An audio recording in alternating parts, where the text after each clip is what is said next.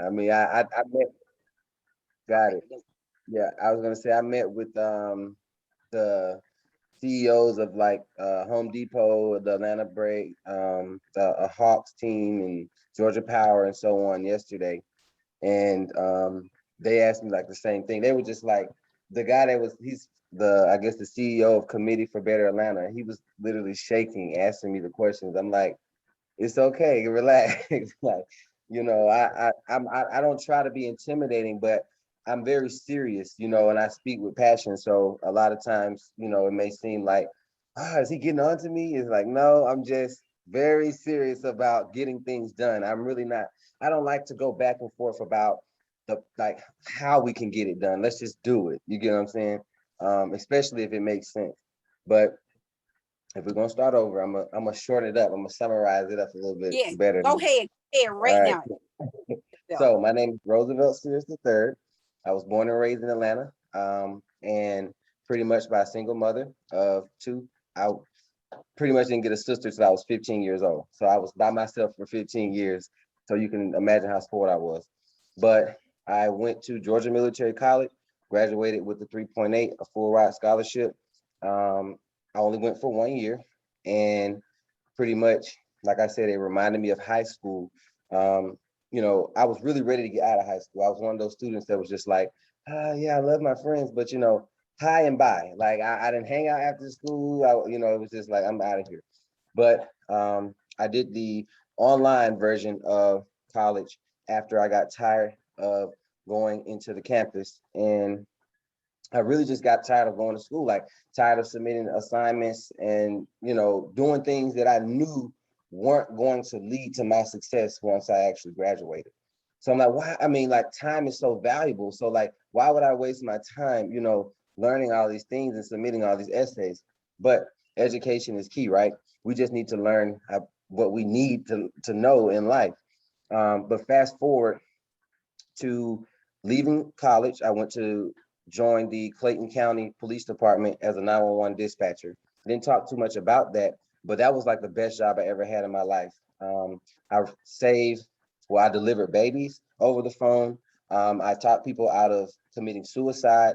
Unfortunately, I heard people commit suicide while I was on the phone. I wasn't able to save everybody, but home invasions, I know you guys remember 911, but I actually had a call like that.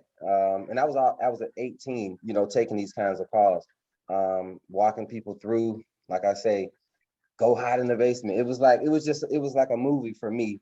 But that job didn't work out for two reasons, mainly because of the stress. At 18, I was battling with college and with that job and with family issue. It was just like a lot. I had just graduated, and I didn't even let the ink dry on my diploma. I just moved out of school. Moved out of my mom's house as soon as I graduated. So you guys know what that comes with: bills, responsibilities, all of those things. So it was a lot. I actually ended up in the hospital for an anxiety attack because it was just like so much going on at one time. But that led me to public service for my nonprofit. Like I said, I am an author, and I have a nonprofit organization. It's called the National Fresh Start and Assistance Institute, which is aimed at basically doing that, just that, giving people a fresh start, starting over. Um, my whole family is entrepreneurs now, thanks to me. I basically set them all up, their LLCs. I figured out what their passion was in life, and then we attacked that, created them websites, got them all flyers, and they all have their side incomes, but I have a couple teachers and things like that in my family as well. Um, but pretty much right now, I have my restaurant going on, but my main focus is really on helping the people. And I left this out in the beginning, but just this last week, I was able to feed about 1,000 people. And this week, I'm in the process of housing about 40 homeless individuals. So I'm really, really blessed and fortunate to have the opportunity to do so. And I would love to help thousands and thousands of people. That's why I'm running for mayor. That's so dope. First of all, congratulations. I have a son who just graduated Booker T. Washington High School. Mhm. And so I know moving out, going to college. I have a son on his third year in college, so I know. Um, Wow. I start off by introducing myself. I am Waukesha Howell. I started a small little Facebook group for parents, APS parents here in Atlanta. Hmm. And it's called Atlanta Parent Buddy. And we just started by connecting parents to school resources. And then when we seen the pandemic, got really bad, we started connecting them to all types of things, whatever you name, housing, healthcare, finance, housing. We started helping them with all that. And one Right. thing I wanted to do was I wanted to meet with all the mayor candidates because I see them target certain people, but nobody never target the parents. We know crime is happening and there's a lot of Hmm. things going on in the city and in this country too. But nobody get to talk to the parents and, ask the parents what is it that they need. And so I'm gonna stop and I'm gonna let Miss Sherry and Miss Shannon introduce themselves. Okay. Oh, I can go. My name is Shannon White. I was born and raised in Atlanta, Georgia. I attended Washington High School. I currently have a daughter who's a senior at Washington High School. My family lives in the West End area. We've owned a home in the West End area now for about 80 years. So we're one of the oldest residents in the Ashby Heights resident, which is right behind Washington High School. When my daughter entered high school, I saw a need for more parents to be aware of what was going on in the community as well as I believe that if you bridge the community with the school, you will have a better community. So in doing so, I joined different organizations. I joined the PTA at Booker T. Washington High School. I joined the Atlanta Council of PTA. I'm on the GO team for Booker T. Washington High School. So not only am I an advocate for the kids, I'm an advocate for the community because it's very important I feel that it's very important for the children that are growing up in a community that it has to incorporate everyone. No one should be left behind. If a family is struggling in a neighborhood and they attend a local school, there's someone that they need to be helped because it's a community. Now, like I said, my family was one of the oldest families in Ashby Heights, and I learned from my grandmother. My grandmother never turned anyone away. Like if you were hungry, my grandmother fed you. If you needed a prom dress to attend Washington High School, she made you a prom dress. She was just that person. And I wanted to give back what was given to me.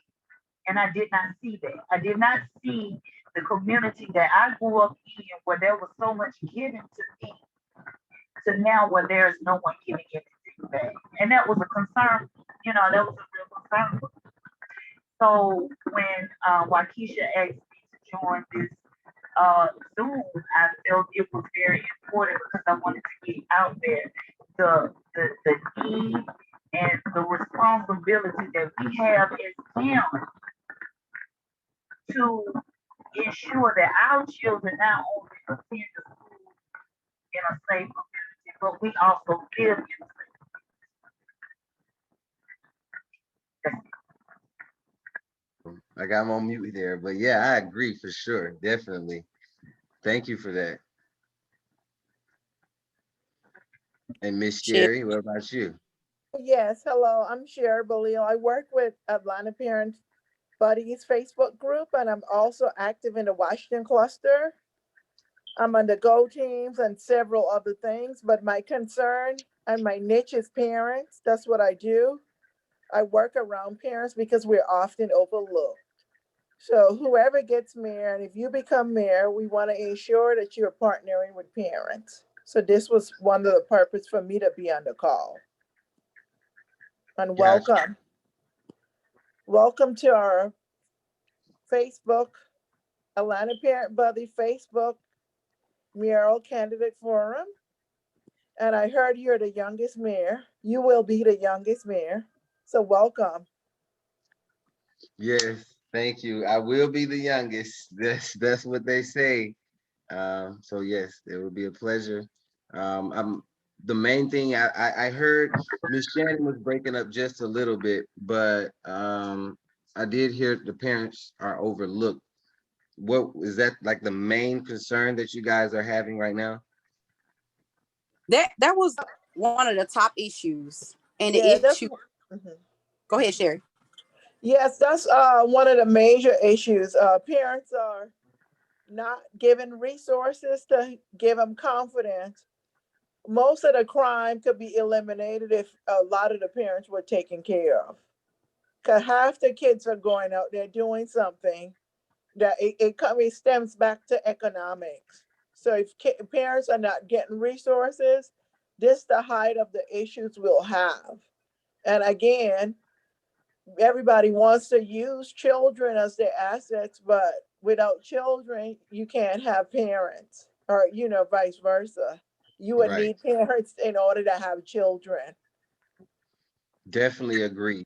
So when you say not given the resources, if parents were taken care of, the crime wouldn't happen. So meaning what exactly? So what would be some of the resources that you guys would need? For instance, if we're in the city of Atlanta Public Schools, for example, I could use that example. All parents with who's at Atlanta Public School should each household should be taken care of holistically. The whole household, making sure the needs of the mom is met or the dad. Are bills paid? Is the household safe? If just the Maslow's, the basics. You don't see that no more in communities. You don't see that happening where people want to test children, and you want these test scores, or you want these valuable schools. But if the home is not together, and it's a whole other piece with gentrification. If the home is not together, if parents don't have the resources, and the skill set, you know, and the support, they're not confident. And if you don't have a confident parent, it's hard. It's the child end up, getting half of the full glass of what's owed. So it's hand in hand. I And that definitely goes back, and that goes, I'm sorry, I didn't mean to cut you off, but that goes back to what I was speaking on. Because when I was going to Washington High School, I had several friends that attended day school, but their mothers and their fathers attended night. you said they So had night school. yeah, they had night school. So I would go to school with my friends during the day, but their parents would come to the school to do night, take the night course class to graduate. We So don't have that no more.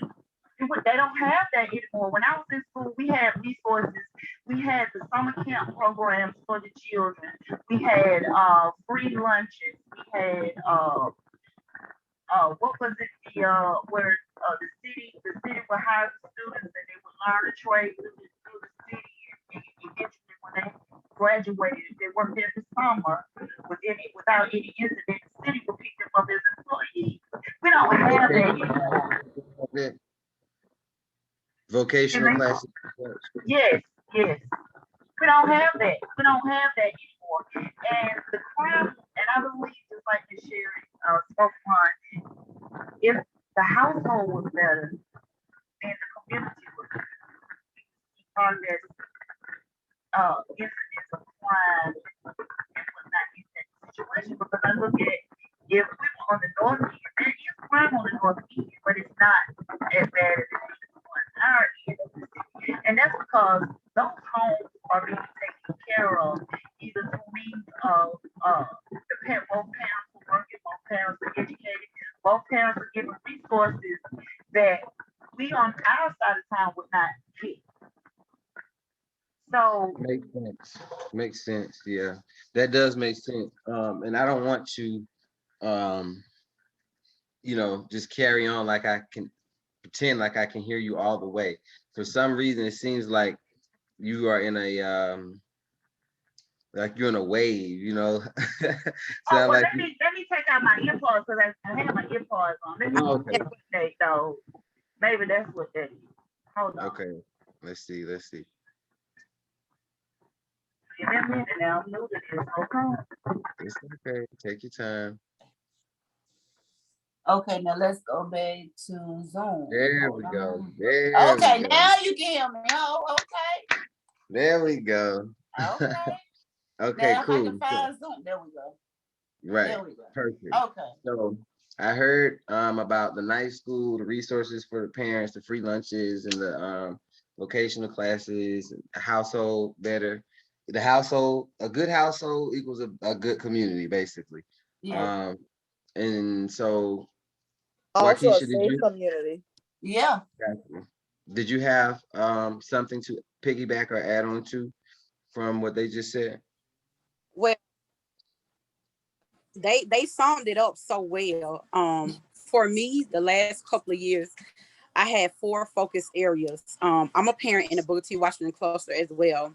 And so I try to look for resources around health, housing, education, and transportation, not just local, but nationally. You know, I'm always on a call with the White House and stuff like that, looking for direct resources for Mm-hmm. parents. I started an initiative called Respect Cascade because I was gentrified out of my community on Cascade. You know, that's why housing is so near and dear to a lot of us. And one thing I realized, I live within 1 mile of the school, but the streets was very unsafe. And Mm-hmm. so one of my questions to you would be, you know, how can we ensure we have a transportation commissioner, the whole department, but how can we make sure that the streets in our community, which I know, you know, our infrastructure is just crumbling right before us, how would you make sure, just to start, you know, we have street lighting, we have safe sidewalks. I just left my kids' doctor appointment today, and it was like, you know, the kids are getting bigger, mom. You know, we have changed our diet and we added more water, but we don't get a lot of exercise because we don't have sidewalks in my community. And that's been something that I've been fighting for the last couple of years. And just think about what I said, sidewalks in the community, how that ties to transportation, to education, to your health, to your housing. Those things, you know, they work together. And if you live in a community like mine, which is fairly decent, but we just don't have the proper lighting and sidewalk, and the doctor say to me, hey, well, just take some time and go into another neighborhood and, you know, enjoy a park, or, you know, why can't I have sidewalks in my neighborhood so that I can catch the bus, I can walk just for exercising, I can walk to school, you know, I can walk to the park or library and so forth, just to make sure that me and my family have, you know, good health. And here's the thing, as the mayor of Atlanta, we know that, you know, city and school is separate, but we want to know and we want to make sure that you're willing to be a partner with parents as well. You know, that's the main issue when we talk about a lot of these issues that we're discussing. We want parents to be seen as partners and not just people in the community, you know, because like we said, a lot of times parents get looked over. Now, I just had a parent, there was a childhood friend. She passed away from COVID last night. And I was just completely devastated because I was looking for resources for her. She asked me about housing, you know, she asked me about utilities. And so I was looking for those resources. But what I think what made me really upset when I learned about her death was that she was in a hospital dying and she was worried about paying her bills in the middle of a pandemic. When we don't, Georgia have got trillions of dollars. And I gotta say, for the record, I have had COVID back in October, very bad. And I know Cher probably is the only witness that can say, I didn't have any resources. I couldn't tell my kids to go to another room or have another family member take care of them. I didn't have that access, and we made it through.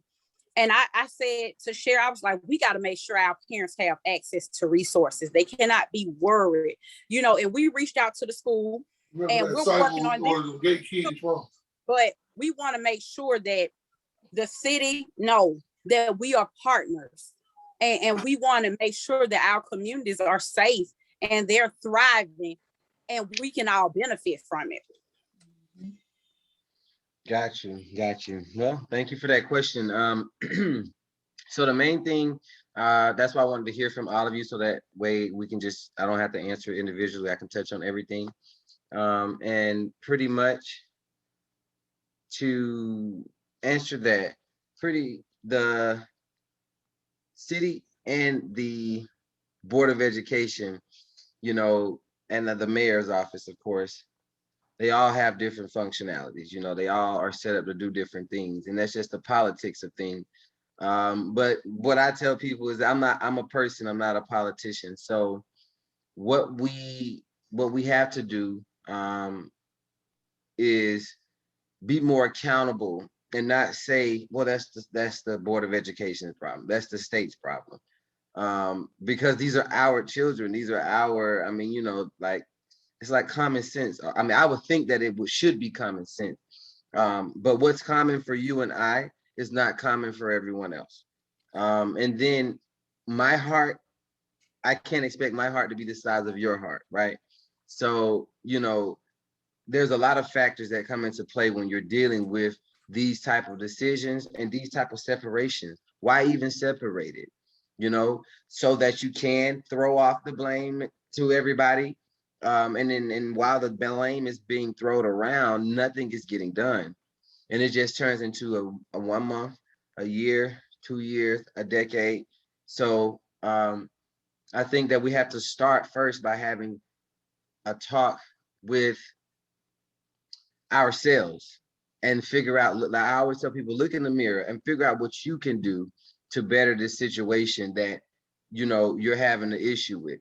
And so for me, I honestly can say that we have a plan, or I have a plan, and I've introduced it to my, you know, team, that we're going to roll out, but it's to create our own, another system. And so this system would be called the entrepreneurship school system. And basically, not just for entrepreneurs, but it'll be a place where teachers can teach. And teachers are afforded the opportunity to create the curriculum. And parents are afforded the opportunity to have an opinion on curriculum creation. Everyone doesn't want their child to know about boys having sex. Everybody doesn't want their child to know about certain things, you know, that are being pushed and forced down our throats. So I think that we definitely need to have another avenue, another outlet for students, teachers, and parents, because all three groups are tired. All three groups are on the brinks of giving up. I have, you know, right now we have parents that don't care. They just tired, like whatever, like I'm just tired, you know. I mean, just wear the mask, take the mask off, social distance. You say they can come to school. Now you closing them down again. We're virtual, now we're not virtual. 10 students can come into class. Only, I mean, it's just too much. It's getting out of hand. You understand? And the students, I understand the parents are hurt and they're getting a lot of the back, they're taking a lot of the pain, but the students are the ones that are suffering the most. It's depression, it's suicide, it's a lack of motivation, it's a lack of determination, it's a lack of self-interest, it's a lack of confidence, social skills. All of these things have arise from a pandemic, and not only from a pandemic, but from negligent leadership who has decided to shut a city down based on, I understand, like I say, I've had people in my family that have had contracted COVID. I've had people close to me that have passed from COVID. But one thing I'm not with is saying that this COVID is serious, more serious than heart disease, more serious than cancer, more serious than the flu, more serious than things that are killing people by the thousands every day. People are dying by the thousands every day from suicide. Students all across the world right now are killing themselves because they can't go to school. So, and I believe the first step, like I say, is opening up the door to have that conversation, allowing parents to voice their opinions.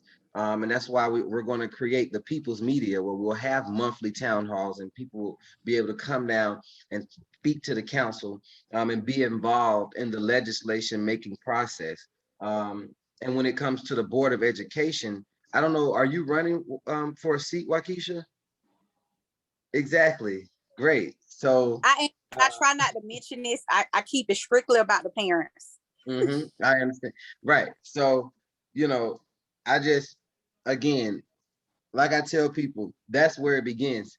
That lets you know that people are tired. You understand? When you have your order, when you have people running for political offices, that lets you know enough is enough. You know, like like the politicians, we're tired of you guys.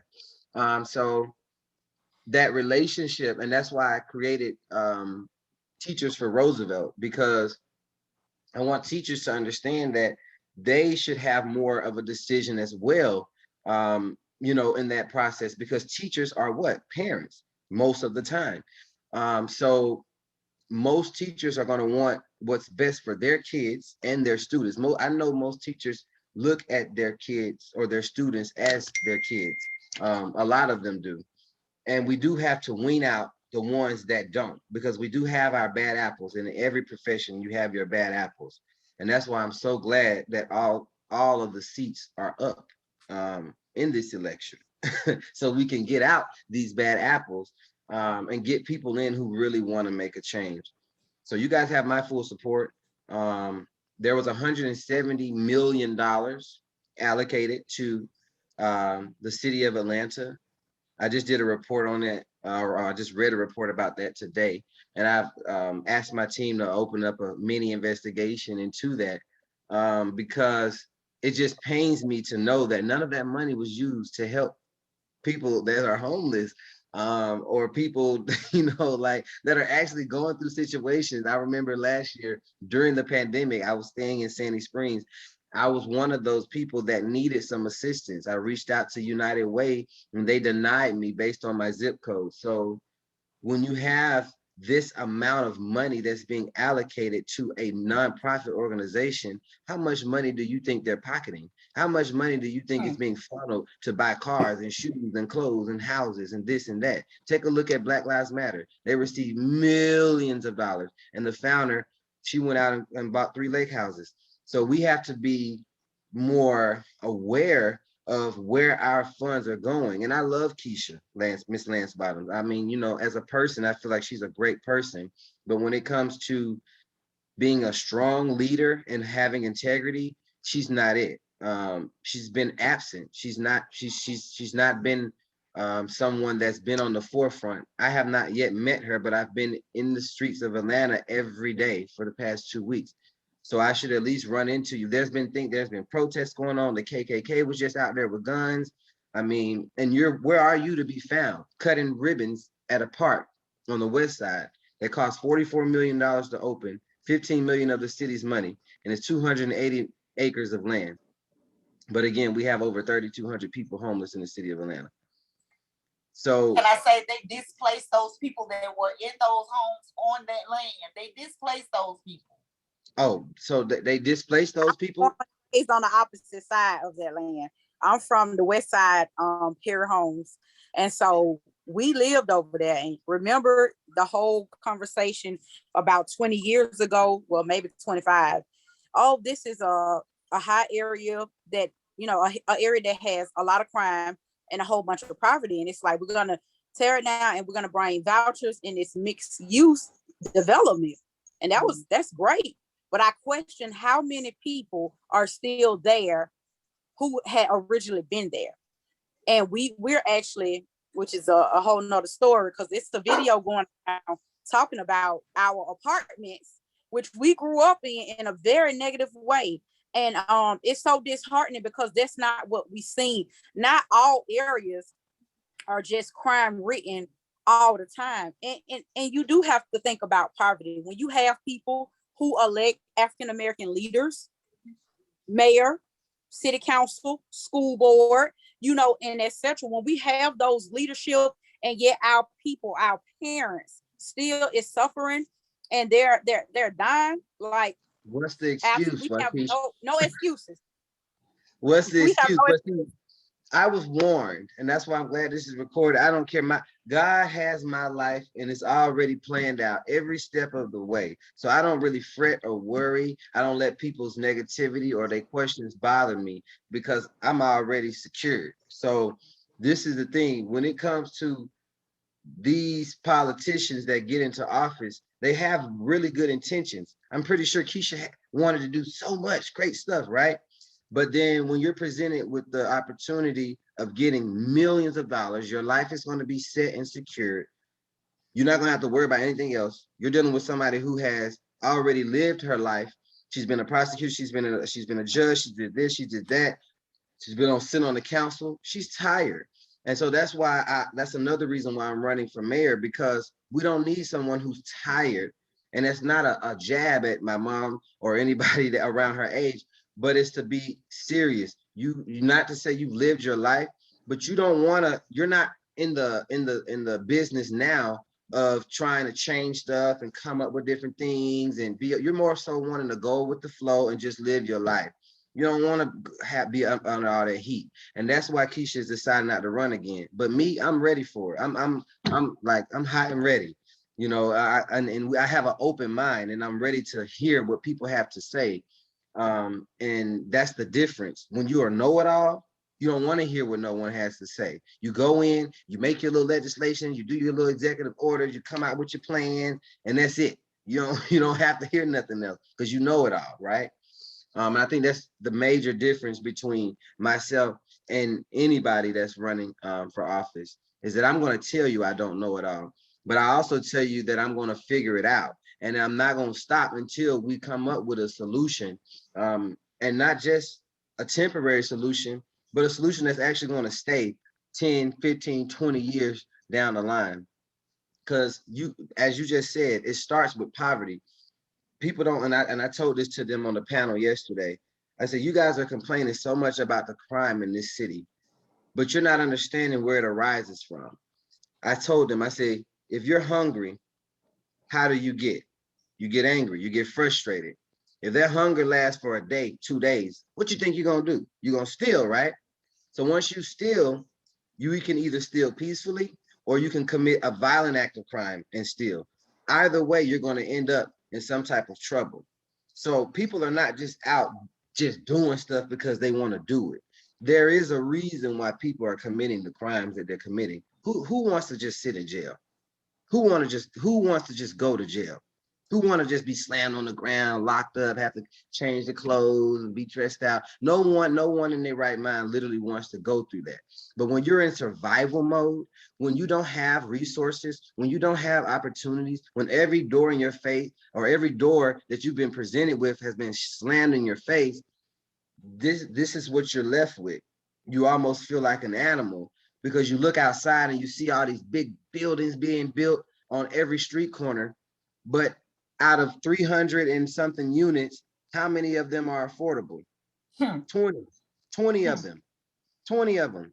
And then they'll say, well, we got affordable, we're building affordable housing all across the city. But each, I had to do a little bit of research, and I realized that every almost each apartment complex that they create and say is an affordable one is not. It's affordable units within that complex. So that still limits everything. And when you think about moving in somewhere, you got to make what? 2 to 3 times the rent. You got to have check stubs, bank statements, references, and at least a 600 credit score. So please don't be homeless. Please don't be on a fixed income. Please don't be my grandmother and only make $700 a month. Please don't be that way, because you are going to end up being homeless, especially in this city. So that's literally where I'm going to start. And everybody always asks, what's the first thing you're gonna do when you get in office? I'm starting with poverty. I'm starting with getting my people off the street, getting them some resources, getting my grandfathers, my uncles, my aunties, getting them back into shape, getting them back trained up, because these are engineers, these are plumbers, these are electricians, these are teachers, these are doctors, these are lawyers, these are veterans who are just down on bad luck. Yeah, they may be doing crack today, but that don't mean they're going to be doing it tomorrow. They just need a better opportunity and somebody to actually care about them, and it's not going to judge them. I'm out there every day, and I have people from different organizations that come out there and try to pick these people up off the street and take them to a shelter. But guess what? They tell me, Roosevelt, man, I don't want to go. Tell them I don't want to go. They will rather sleep on the street than go to a shelter and be mistreated and dogged out and looked at like you nothing because you just down on bad luck or because you're going through a pit stop. So, I don't know, but I feel like we can get it done together, especially with powerful Black women, powerful Black men, and Yes. powerful minds for sure. You I know, have this that's question. ironic. Oh, I'm sorry. Go Go ahead. ahead. Sha. No, go ahead, Shannon. No, that's ironic that he says that he's starting with poverty, because when you called me, when the initial call came in to me from Waukesha, she wanted to know what would be one of the questions that you asked. And my first question, what are you going to do about the homeless? What are you going to do since the moratorium has ended? That's going to displace more families, Mhm. that the children, we're going to have less enrollment in schools because these Yep. families are displaced.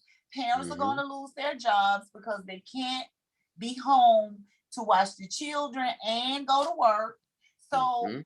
my thing to her was they're arguing about the Fulton County Jail, the the pretrial center in Fulton County are arguing, saying that they should let those people transfer some of the inmates that they have to pretrial, which was the old pretrial. And my thought about that was they have tunneled so many of those young men from school to jail that some of them have no business being there anyway. Anyway. Mhm. They don't just Mhm. like you said, if you're in that survival mode, whatever means are necessary is the means that you will take. My mom, Mhm. when that side of town started the gentrification, and I first saw a white person actually running down Martin Luther King with a stroller and a baby, I Mm. lost it. I lost it because it felt like she was misplaced. She's Right. coming here to build her family, but in their process, they're going to eliminate the families that are already there that have been there for generations. Mhm. Mhm. So when my mother especially hears about situations that happen in that area, she simply says the have-nots are not going to continue to let the haves come and take what they have, and they Mhm. still have not. That's just Yep. the bottom line. And that's That's very just the true. bottom. That's just the bottom line. So it's refreshing to see you. And then when she said you were young, I kind of questioned that too. I was like, I don't know if you're ready for this now. We Right. got a lot going on. But with hearing you talk, you're ready. And we need fresh eyes. We don't need someone who has already been in the system, serving on this board and serving on that board, because big and politics makes, you know, Yeah, it's a messy it's game. It's a it's a messy messy game. game. And if It you've can turn already to been in that position, and see what we need as a city, we need fresh eyes, someone who Mhm. who can see it from the other side, and not someone, just like you said, they're presented with this money and these opportunities, and then once they get into office, we're no longer an issue. Right, right. And they've been in these positions before, and like I say, Felicia Moore, what are you gonna do in 4 years that you didn't do in 30? You know, same thing with Kasim. What are you gonna do in 4 that you didn't do in 8? So, it's kind of like we gotta move on. It's time to get some stuff done. They in it for the money. The mayor just got a raise, so now they're gonna be getting 202,000. My administration came out, I'll be donating half of my salary for the first 2 years. it's not about money. You know, I don't even understand why they got a raise. So the thing about it is like Make it make sense. Yeah, it just make it make sense. That's all. That's all. What you gonna say, Waukesha? Listen, when I heard about the race, I was like, why?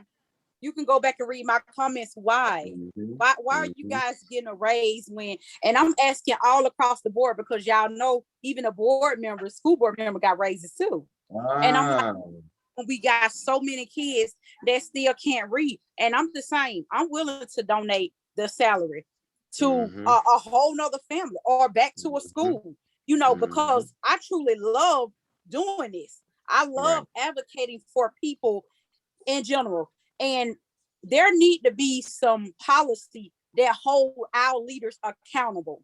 I'm sorry. We have to start holding ourselves accountable because we've been promised a lot. I've been here a while. I was born and raised here. I've been on this earth for a while.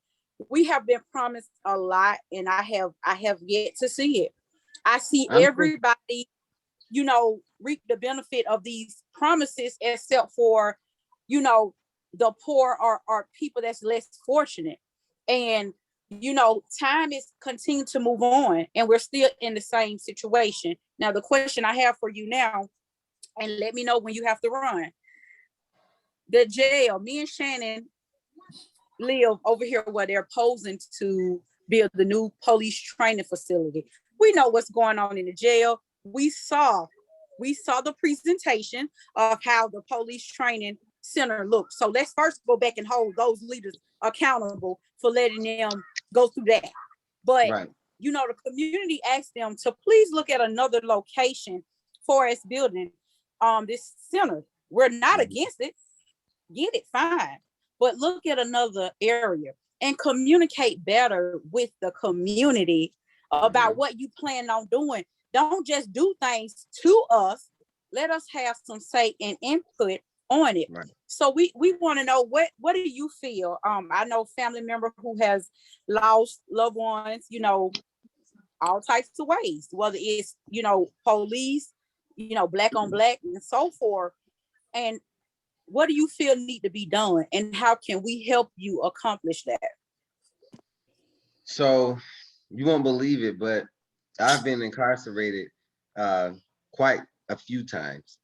And each time I was incarcerated, it was for driving on suspended license or driving without a license. And so eventually I got to a point where I say, hey, you're gonna have to just follow the rules, man. You're gonna have to just catch the bus, catch a lift, walk, do whatever you gotta do. All I was trying to do was get to work because I still had a job. So, you know, I was making the wrong decisions in that way. However, I don't think that it should have equal me to have to go to jail. You know, and especially I was in there for 60 days. I actually was in the hole for 22 days, suicide watch for 5 days. I was not able, for 22 days, I was not able to brush my teeth, take a bath. I ate with the middle of a toilet tissue roll. I know y'all know what that brown piece is that's in the middle. Yeah, I had to bend that up and scoop my macaroni and grits and whatever I ate. I had to use that. Was in the cell for 23 hours a day, 1 hour out of the cell. You walk in a circle like a giraffe or an animal, and then you back in. So it was very horrific. The 5 days of suicide watch, I was in a cell, stripped down out of all of my clothes. I was given a mat like this one here to cover my body with. And I was inside of a room the size of probably one of you guys' closets with 5 other guys for 5 days, Christmas Eve, Christmas Day, and New Year's. So when it comes to our justice system and when it comes to how they treat people in the jail, I don't believe that anyone should be allowed to be in jail past 7 days. After 7 days for a non-violent crime, after 7 days, you should be released. If you did something for driving, a ticket, a headlight, a this, a that, after 7 days, you got to go to work. I have kids. I have bills to pay. I have a car note that I had to pay. I lost everything. So just because one bad mistake, one bad decision, and it was not a decision that hurt anybody, wasn't a bad decision that affected anyone's life other than my own. So that just made me distrust the justice system and distrust. I didn't want to be a police officer, a judge. I didn't want to be nothing. I wanted to just learn how to defeat this system. And so that's what I wrote my book about. And that's what I'm in the process of doing. There's a lot of stuff that you guys don't know, and that I'm not going to say too much about on the recording, but they have our children. They have, they have control of us through birth certificates. And so once I get elected, I'm going to let my people know what's really going on. Unfortunately, the politicians that get elected, and that's why just recently, last week, I was told to be careful. I was told that I need to look out and be on the lookout for my own life because of the things that I want to talk about. And that's okay. Even Kasim Reed and Felicia, they had a conversation behind me in reference to, I said something about the housing, and you guys can go watch the forum. The NAACP, they invited us to a forum at Friendship Baptist Church. And I said something to the effect of, why do we have over 700 acres of unused land and we're not using that land to build affordable housing? And Felicia Moore made the statement behind me to Kasim Reed, oh, poor baby, he thinks it's that easy.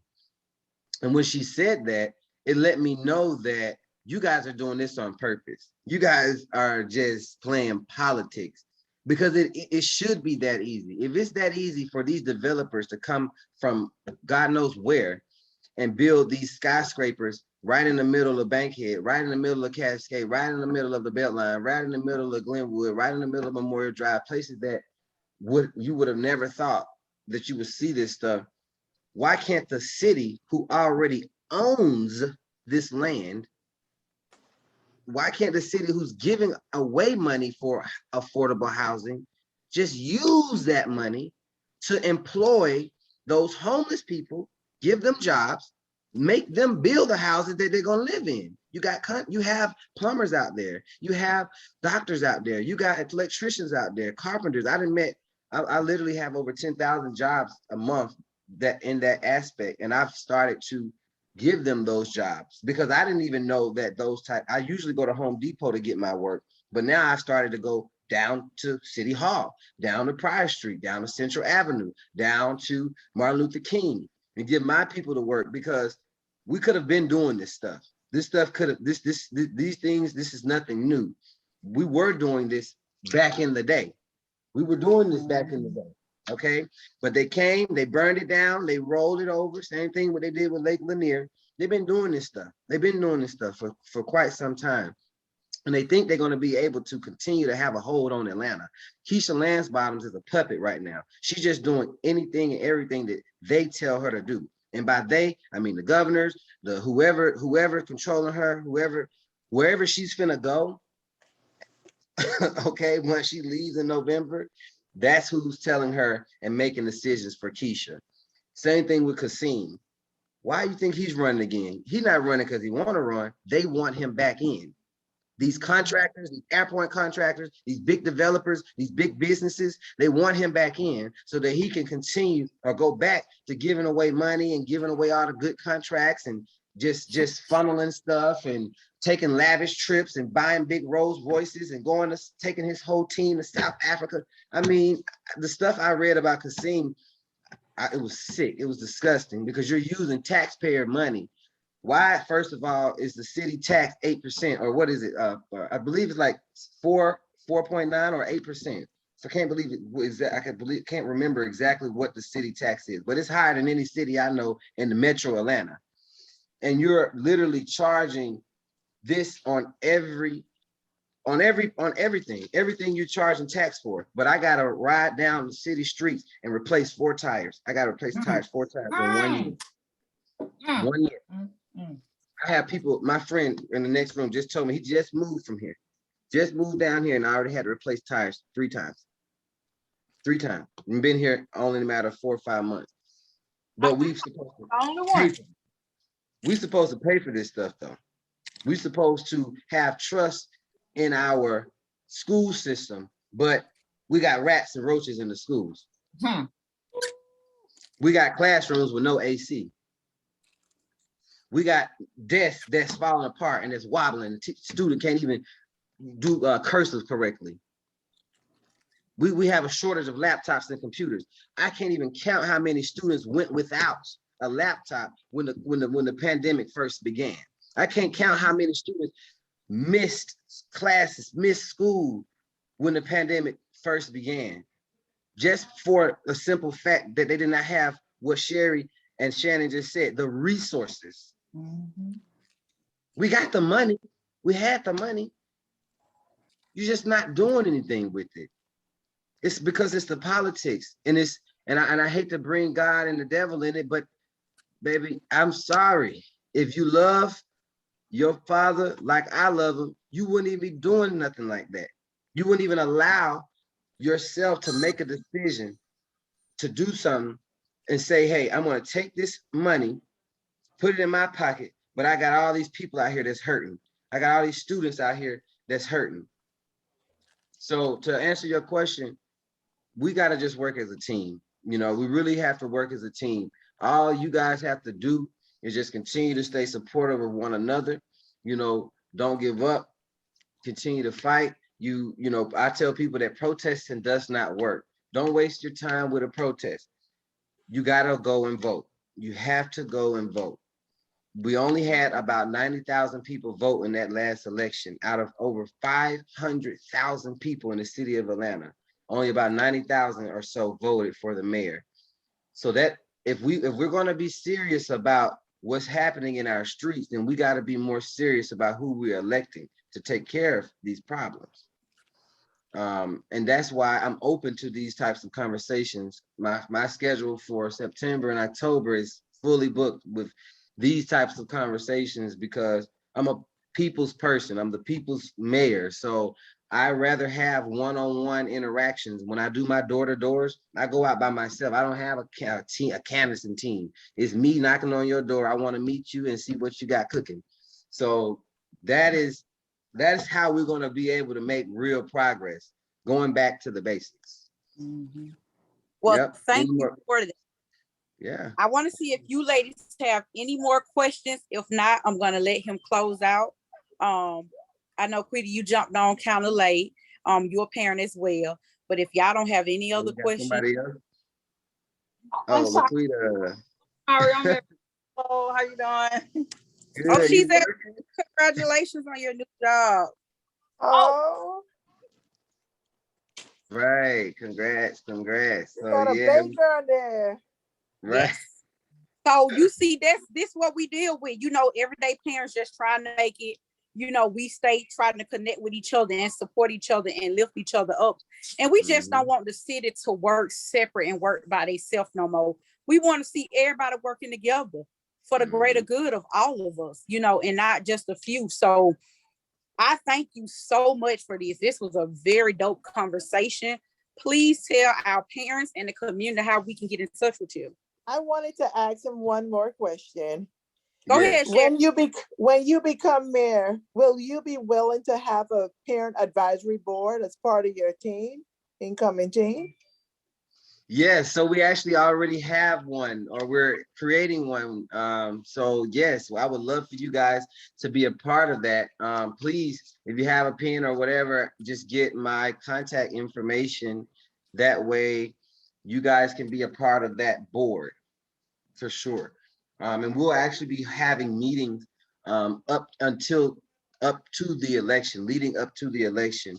So I have a council that I'll be creating called the Make Atlanta Safe Again City Council. And that's going to be comprised of people who are running for council now. I'll be choosing one person from each district who I resonate with. And so we'll start having meetings leading up to the election. That way we can start getting to know each other, working on legislation, because we don't have time to waste. Once we actually get elected, we don't have time to learn that I don't like John or learn that John talked too much. You know, we need to figure this stuff out now so that way we can move forward in November or in January. Okay. So my phone number is 470-377-0255. 3448. My email address is my first name, Roosevelt with 2 O's, ROOSEVELT.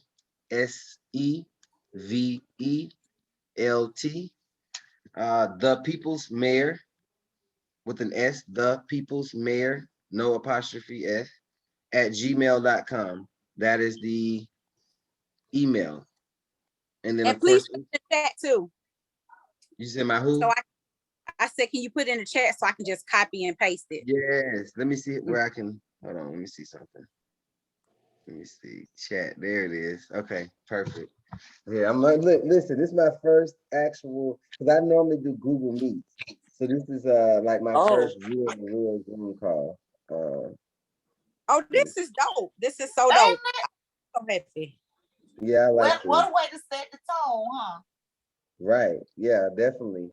I appreciate it. No, I'm we actually, appreciate you because to your point, people are so busy where they don't have time to meet with us. And so we really appreciate, because to your point, that just shows that you are a people person, and we just look forward to working with you in the future. So we really appreciate it. yes, no doubt. I literally, someone else told me that they were like, when I called you, I thought I was gonna be talking to one of your staff members. I'm like, nope, that's me. I'm here.